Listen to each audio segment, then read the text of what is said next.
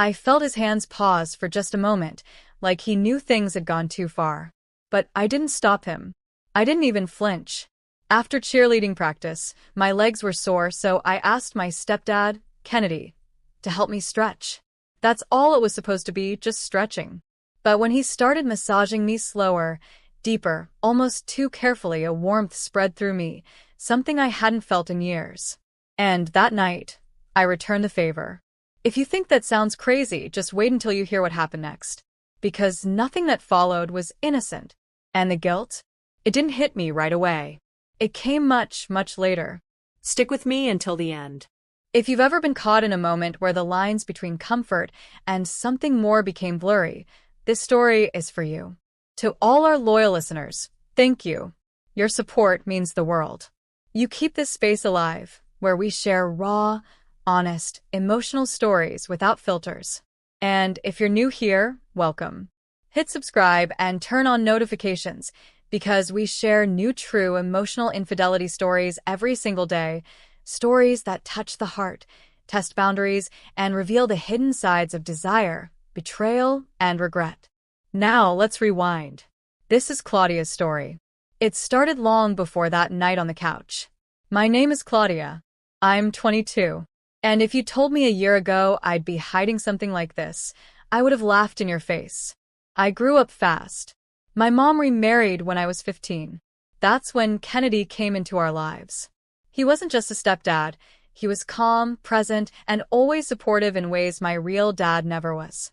At first, I just saw him as my mom's kind, quiet older husband. He helped with school projects, drove me to cheer practice when mom was too tired, and sometimes brought me snacks. I loved that about him. But something changed. Not suddenly, but slowly. After mom started working longer hours, it was just Kennedy and me at home most evenings. We'd eat dinner, watch shows, talk about my future. And I started noticing how good it felt to be truly seen. Not as a kid, not as my mom's daughter, but as me. I wish I could say it was one moment, one kiss, one touch that made everything spiral. But the truth is, it built up day after day, word after word, until that night when he offered to massage my legs, and I didn't say no. That's when the lines blurred. That's when everything I thought I knew about love, loyalty, and desire began to crumble. It was just another Thursday evening. I had just come back from cheer practice, sore all over and drained. Mom had texted to say she was working late again. Nothing new. It was becoming routine. Just Kennedy and me at home, sharing leftovers and small talk. He asked if I wanted anything from the kitchen, and I just groaned. A new pair of legs, maybe. He chuckled. Rough day. I nodded. Coach made us do 3 full routines back to back. I think my calves are literally screaming. I flopped down on the couch, still in my practice shorts and an oversized hoodie. My legs were bare, marked with faint red lines from my socks, muscles tight and twitching. Kennedy walked over and sat at the other end of the couch. He glanced at my legs, then at me. Want a quick massage? I froze. Not in fear, just surprise. I mean, if you're okay with it, he added, noticing my hesitation, just to help with the tension. I hesitated, then gave a half smile. Honestly, that would be amazing. And that was it. He started with my calves, his touch gentle at first, thumbs tracing circles, fingers easing the tension. I let out an involuntary sigh. You're really good at that, I mumbled, my eyes fluttering closed. You used to help your mom back in the day, he said softly. She gets sore feet from long shifts at the salon. His hands were strong, warm, careful. But I could feel the awareness between us shift. I wasn't just sore.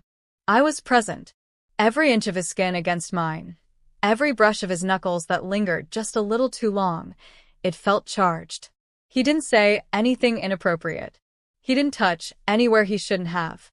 But the silence between us was thick, electric. When he finished, I opened my eyes and really looked at him. For the first time, I didn't see Mom's husband. I saw a man.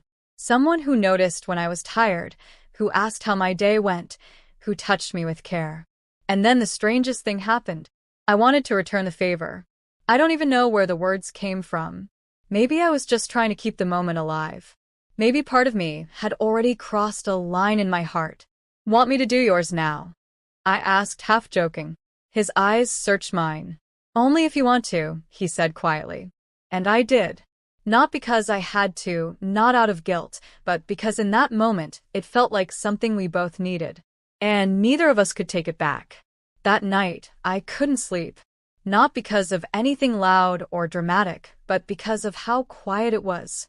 There was something about Kennedy's touch that stayed with me. It wasn't just that it felt good. It felt intentional, like it came from somewhere deeper than concern.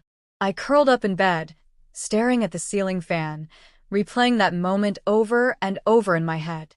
His hands on my thigh, then my waist, his voice calm and patient. Was I imagining the way he looked at me afterward? Was I just starved for touch and reading into things? I reached for my phone to scroll, but found myself messaging him instead. Thank you for the massage earlier. It really helped. I feel a lot better. He replied instantly. Of course, Claudia. You've been pushing yourself so hard lately. I'm always here. I'm always here. Those words hit differently. And I didn't know what I was doing when I texted back. Would you be around tomorrow morning before you head out? He said yes.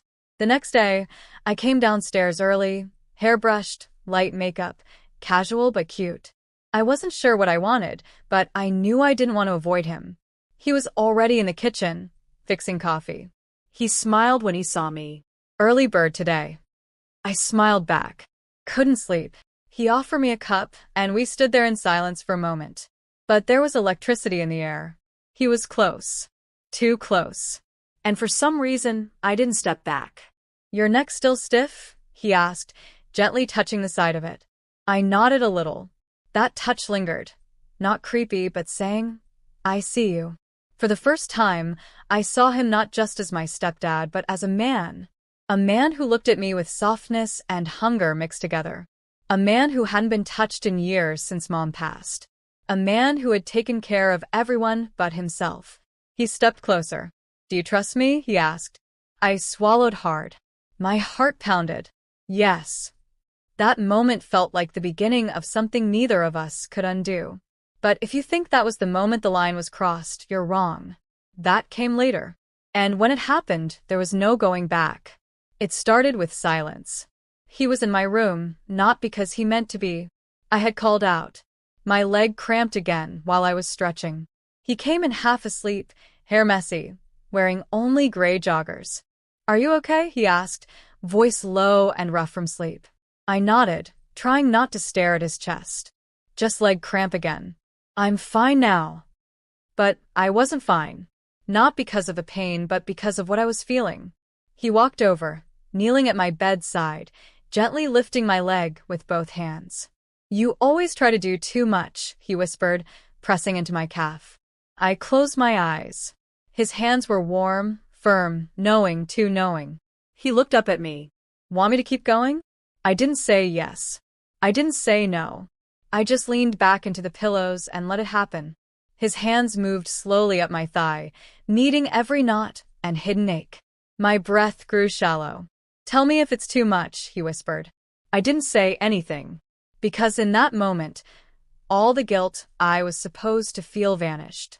All the reasons this was wrong blurred in the warmth of his hands, the weight of his presence, the quiet safety of being seen. I opened my eyes and met his gaze. He didn't look away. Not like a father. Not like a guardian.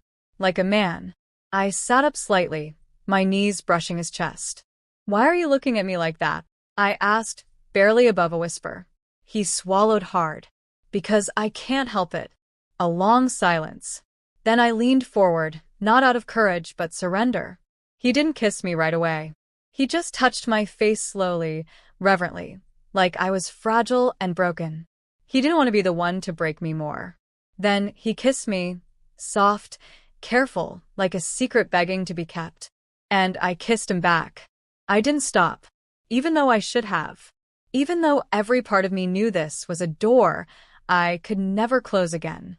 When we finally pulled apart, I looked at him, waiting for words, waiting for him to say it was a mistake. But all he said was, I'm sorry. I couldn't hold it in anymore. And all I said was, Me neither. What happened after? What happened when the lights went off and the cover shifted? I'll never forget it. Because that night, I didn't just cross a line. I burned it. And I don't know if I regret it. Or if I'm just afraid of what it means now. If you were in my shoes, would you have done the same? Tell me in the comments. And if you want the final part, let me know below.